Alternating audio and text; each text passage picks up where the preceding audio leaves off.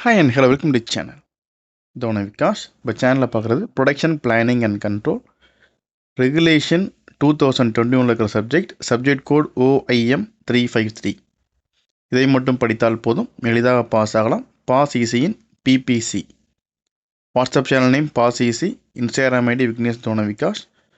இதில் அடிஷ்னலாக நம்ம எப்படி யூஸ் பண்ணுறது, எப்படி நோட்ஸ் எடுக்கலான்றதை பற்றி பார்க்கலாம். ஸோ பார்க்குற நம்ம டாபிக்ஸை அந்த PPC ரெகுலேஷன் 2021 டாபிக்ஸ் ரெடி பண்ணி கொடுத்தவங்க doctor S Raja sir. So அவங்களோட ஹெல்ப்பில் தான் வீடியோலாம் பார்க்க போகிறோம். Thanks to Raja sir. இப்போ யூனிட் 1ல் நம்ம எல்லாம் ஃபஸ்ட் அண்ட் செகண்ட் ஹாஃபை டிவைட் பண்ணுறோம். ஃபஸ்ட் ஹாஃபில் வந்து வேரியஸ் ஃபங்க்ஷன்ஸ் ஆஃப் PPC அப்படின்ற கொஸ்டின் இம்பார்ட்டண்ட்டு.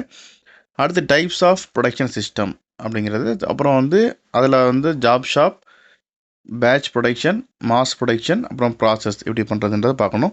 ஸோ 4 டிவிஷன் இருக்குது. இதில் 2 கொஸ்டின் மட்டும்தான் ஃபஸ்ட் ஹாஃபில். அதில் செகண்ட் ஹாஃபில் பார்த்தோம் அப்படின்னா product analysis factors that influence the product design. இந்த கொஷின்ஸ் நம்ம படிச்சுக்கணும். Basic principles of product development. அதில் வந்து பார்த்தோன்னா ஒரு 5 டைப் இருக்குது. Standardisation, simplification, specialisation, diversification, miniaturisation அப்படின்னு 5 டைப் இருக்குது. ஸோ 5 டைப்பையும் நம்ம வந்து பார்த்துக்கணும். இதில் அடுத்து தேர்டு பார்த்தோம் அப்படின்னா economic analysis break even analysis இருக்கும். இதில் இருக்க ப்ராப்ளம்ஸ் வந்து கேட்க சான்ஸ் நிறையா இருக்குது. இதில் ப்ராப்ளம் கேட்டாங்கன்னா பிரேக் ஈவன் அனாலிசிஸில் தான் ப்ராப்ளம் கேட்பாங்க. இது அடிக்கடி கேட்குற ப்ராப்ளம் கூட சில சமயங்களில் பார்ட் சிலையும் வரதுக்கான சான்சஸ் நிறையா இருக்குது யூனிட் 1 பொறுத்த வரைக்கும். அடுத்து யூனிட் டூ வந்து பார்த்தோம்னா நமக்கு 2 ஆஃப் டிவைட் பண்ணிக்கலாம். ஒன்று வந்து மெத்தட் ஸ்டடி. இந்த மெத்தட் ஸ்டடியில் வந்து மெத்தட் ஸ்டடி ஸ்டெப்ஸு இல்லைன்னா மெத்தட் ஸ்டடி ப்ரொசீஜர் அப்படின்னு சொல்லுவாங்க. அது various recovery techniques in method study, principles of motion economy, micro motion and memo motion study. இந்த 4 டாபிக் வந்து அந்த மெத்தட் ஸ்டடி அப்படின்ற ஒரு டாப்பிக்கில் அந்த ஒரு டிவிஷனில் ஒரு இம்பார்ட்டண்டான டாபிக்ஸாக இருக்குது. அடுத்து நம்ம செகண்ட் ஹாஃப் டிவைட் பண்ணோம் அப்படின்னா ஃபஸ்ட்டு பார்த்து மெத்தட் ஸ்டடி, அதுக்கு ஆப்போனண்ட்டாக இருக்கிற சான்ஸ் வந்து ஒர்க் மெஷர்மெண்ட். இந்த ஒர்க் மெஷர்மெண்ட் டெக்னிக்ஸ் அப்படின்னு நல்லா படிச்சுக்கணும். அடுத்து ஸ்டாப் வாட்ச் டைம் ஸ்டடி ஒரு புதுசாக தெரிஞ்சுக்கணும். ஒர்க் சாம்பிளிங், அப்புறம் PMTS, ஸ்டாண்டர்ட் டேட்டா. இந்த 5 டாபிக் வந்து படிச்சுக்கணும். ஃபர்ஸ்ட் ஹாஃபில் 4 டாபிக் இருக்குது, செகண்ட் ஹாஃபில் 5 டாபிக் இருக்குது. ஸோ இது எல்லாமே வந்து இம்பார்ட்டண்ட்டாக தெரிஞ்சுக்கணும். யூனிட் 3ல் வேல்யூ அனாலிசிஸ் இல்லைனா வேல்யூ இன்ஜினியரிங் அப்படின்னு சொல்லுவாங்க. இந்த வேல்யூ இன்ஜினியரிங்கில் நம்ம படிக்கிறது 3 டாபிக் படிக்கணும். அதில் வந்து வேல்யூ இன்ஜினியர் ஃபங்க்ஷன்ஸு, அதில் இருக்க ஸ்டெப்ஸு, அதில் என்ன ஃபேஸ் இருக்குது அப்படின்னு நீங்கள் இண்டிவிஜுவலாக படிச்சுக்கணும். அடுத்து ப்ராசஸ் பிளானிங் ஆக்டிவிட்டீஸ் இல்லை ப்ராசஸ் பிளானிங் ஸ்டெப்ஸ் அப்படின்னு கேட்பாங்க, அது நீங்கள் படிச்சுக்கணும்.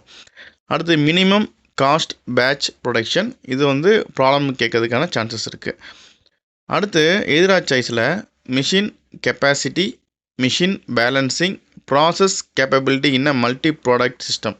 ஸோ இதில் வந்து நமக்கு ஃபஸ்ட் அண்ட் செகண்ட் ஹாஃபில் ஃபஸ்ட் ஹாஃபில் 3 டாபிக் இருக்குது, செகண்ட் ஹாஃப்லேயும் 3 டாபிக் இருக்குது, நம்ம பார்த்துட்ருக்கோம். அது யூனிட் 4ல் பார்த்தோம் அப்படின்னா ப்ரொடக்ஷன் ஷெடியூலிங். இதில் பார்த்தோம்னா master scheduling procedure, priority rules, அப்புறம் ஷெடியூலிங் ப்ராப்ளம் இருக்குது.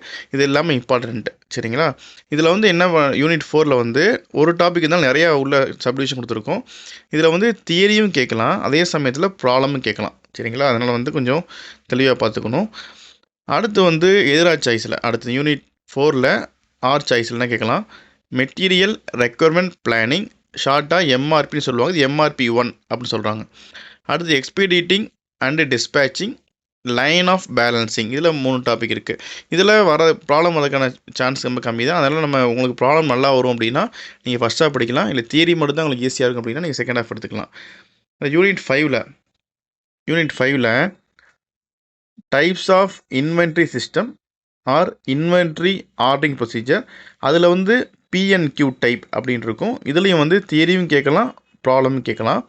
அடுத்து இன்வென்ட்ரி கண்ட்ரோல் எடுத்திங்க அப்படின்னா இன்வென்ட்ரி கண்ட்ரோல் டைப்ஸ் படிக்கணும், அதில் இருக்க ஃபங்க்ஷன்ஸ் பற்றி படிக்கணும், இன்வென்ட்ரி கண்ட்ரோல் ப்ரொசீஜரை படிக்கணும், அப்புறம் அதில் இருக்க காஸ்ட் எஸ்டிமேஷன், அப்புறம் எக்கனாமிக் ஆர்டர் குவான்டிட்டி பற்றி கேட்கணும். இந்த EOQயில் வந்து ப்ராப்ளம் கேட்கறதுக்கான சான்சஸ் இருக்குது. அடுத்து ABC அனாலிசிஸ். இதில் தியரியும் வரலாம், ப்ராப்ளம் வரலாம். இன் ஷார்ட் சொல்லணும் அப்படின்னா யூனிட் 5ல் ஃபஸ்ட் ஹாஃபில் தியரி கேட்கவும் சான்ஸ் இருக்குது, ப்ராப்ளம். ஏன்னா எல்லா டாப்பிக்லேயும் வந்து தியரியும் இருக்குது, ப்ராப்ளம் இருக்குது, சரிங்களா? அது 2க்கும் தயாராக நம்ம இருந்துக்கணும். அடுத்து வந்து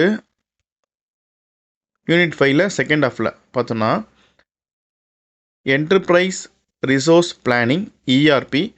முன்னாடி பார்த்தீங்கன்னா எம்ஆர்பி 1 பார்த்தோம் யூனிட் 4. இப்போ எம்ஆர்பி 2 அப்படின்னு இருக்குது. அடுத்து ஜஸ்ட் இன் டைம் ஜிட் அப்படின்னு சொல்லுவாங்க. அடுத்து computer integrated production planning system. இது எல்லாமே வந்து ஒரு இம்பார்ட்டண்டான டாப்பிக்கு. இதில் வந்து பார்த்தோம்னா செகண்ட் ஹாஃபில் ப்ராப்ளம் இல்லை, ஃபஸ்ட் ஹாஃப் ப்ராப்ளம் இருக்குது. இதில் வந்து எப்படி கேட்கலாம் அப்படின்னா, ப்ராப்ளம் வந்து டைரெக்டாக ப்ராப்ளம் கொடுத்தது நியூமெரிக்கலில் கொடுத்து கேட்கலாம். இல்லை அப்படின்னா இண்டஸ்ட்ரியில் நீங்களாக ஒன்று அசைன் பண்ணிவிட்டு அதுக்காக ப்ராப்ளம் சால்வ் பண்ணுங்கள் அப்படின்னு கொடுக்கலாம்.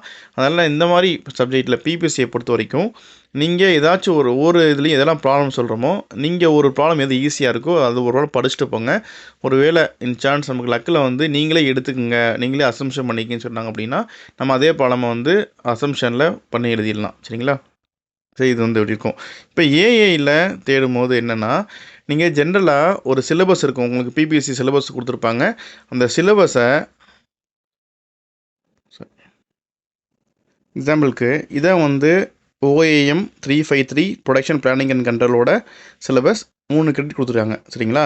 இந்த சிலபஸை நீங்கள் ஒரு ஸ்க்ரீன்ஷாட் எடுத்தோ இல்லை பிடிஎஃபாக வச்சோ நீங்கள் எடுத்துகிட்டு இதை அப்படியே எடுத்து ஒரு ஏஐயில் ஒரு சாட் ஜிபிடி ஆகணும், கோபைலட், ஜெமினி, எதில் நீங்கள் எத்தனை பெர்ப்ளெக்சிட்டி எல்லாம் நிறையா இருக்குது இல்லையா, சிலபஸ் ஃபுல்லாக அப்படியே எடுத்து நீங்கள் அந்த ஏஐயில் கொடுத்து கிவ் சம் நோட்ஸ் அப்படின்னு கொடுத்தீங்கன்னா கண்டிப்பாக உங்களுக்கு ஒரு மேக்ஸிமம் வந்து 1 பேஜ் மட்டும் தான் ஆன்சர் கொடுங்கிறது. நோட்ஸுன்றதை 1 பேஜ் மட்டும்தான் எழுதும், அதுக்கு மேலே எழுதாது, கொடுக்காது. அப்போ நீங்கள் வந்து ஒரு சிலபஸ் ஃபுல்லாக நீங்கள் கொடுத்தாங்கன்னா கண்டிப்பாக நோட்ஸ் கிடைக்காது. நம்ம அதை படிச்சுட்டு போனோம்னா பாஸ் ஆகிறதுக்கான சான்ஸ் கம்மி. சரி, சிலபஸ் ஃபுல்லாக கொடுக்க தேவையில்ல, நம்ம வந்து ஒரு யூனிட் மட்டும் எடுத்துக்குவோம் அப்படின்ட்டு ஒரு யூனிட்டை மட்டும் நீங்கள் என்ன செய்யணும், ஸ்க்ரீன்ஷாட் எடுக்கிறீங்க. யூனிட்டை மட்டும் ஸ்க்ரீன்ஷாட் எடுத்துகிட்டு அதை மட்டும் நீங்கள் கொடுக்குறீங்க அப்படின்னாலுமே அப்போயுமே ஒரு யூனிட் 1 ஃபுல்லாக படிக்கிறதுக்கான நோட்ஸ் கண்டிப்பாக கிடைக்காது. சில சமயங்கள் லிங்க் கிடைக்கும், அந்த லிங்க்கில் நீங்கள் எடுக்கிற மாதிரி இருக்கும். ஸோ இந்த பிபிசியை பொறுத்த வரைக்கும் லோக்கல் ஆத்தர் புக்கு ஜெயக்குமார் நினைக்கிறேன், அந்த லோக்கல் ஆத்தர் புக்கு மட்டுமே போதும், ரொம்ப பார்க்க தேவையில்லை. ஒருவேளை நீங்கள் ஏஐ யூஸ் பண்ணி படிக்கிறீங்க அப்படின்னா நம்ம கொடுக்குற டாப்பிக்கை நீங்கள் ஏஐயில் சர்ச் பண்ணலாம். ஃபார் எக்ஸாம்பிள் நீங்கள் வந்து இப்போ வேரியஸ் ஃபங்க்ஷன்ஸ் ஆஃப் பிபிசி அப்படின்னு நீங்கள் ஏஐயில் தேடுறீங்கன்னா கண்டிப்பாக உங்களுக்கு ப்ரொடக்ஷன் பிளானிங் கண்ட்ரோலுக்குரிய ஆன்சர் வராது. பிபிசி அப்படின்னா வேறு ஏதாச்சும் ஒரு பிபிசின்னு எடுத்துக்கிறோம். அதில் ஃபஸ்ட்டு நீங்கள் ஏஐயில் போகிறதுக்கு முன்னாடி ப்ரொடக்ஷன் பிளானிங் அண்ட் கண்ட்ரோல் அப்படின்னு கொடுத்துட்டு ப்ராக்கெட்டில் பிபிசி அப்படின்னு டைப் பண்ணிக்கணும். அதுக்கப்புறம் நீங்கள் எல்லா கேள்விக்கும் பிபிசின்னு சொல்லும்போது ப்ரொடக்ஷன் பிளானிங் கண்ட்ரோல் எடுத்துக்கிறோம். இப்போ வேரியஸ் ஃபங்க்ஷன்ஸ் ஆஃப் பிபிசி அப்படின்னு சொல்லும்போது நிறையா ஃபங்க்ஷனை கொடுக்கும். நீங்கள் சிலபஸில் கிளாஸ் வந்து பார்த்துருப்பீங்க என்னென்ன ஃபங்க்ஷன்ஸ்லாம் இருக்குது அப்படின்ட்டு.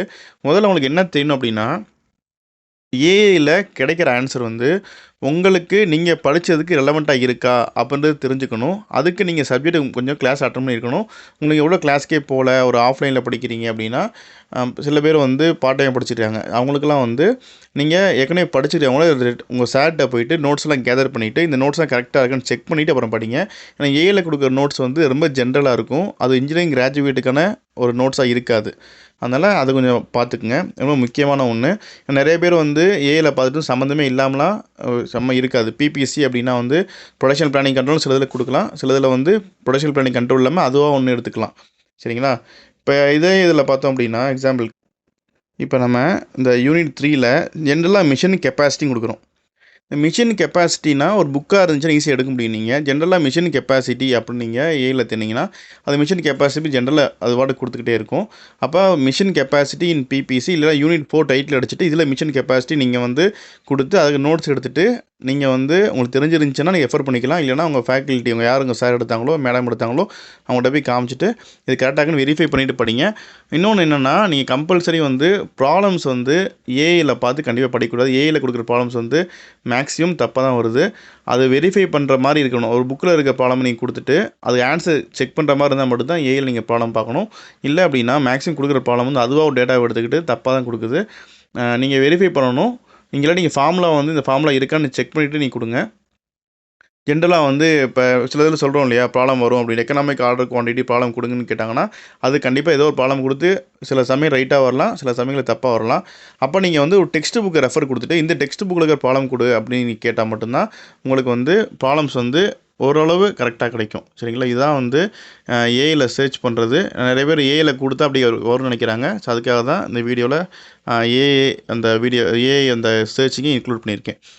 இந்த வீடியோ பிடிச்சா லைக் பண்ணுங்கள், உங்கள் ஃப்ரெண்ட்ஸ் தேவையான ஷேர் பண்ணுங்கள், தொடர்ந்து சேனலை சப்போர்ட் பண்ணுங்கள், சப்ஸ்கிரைப் பண்ணுங்கள். நன்றி.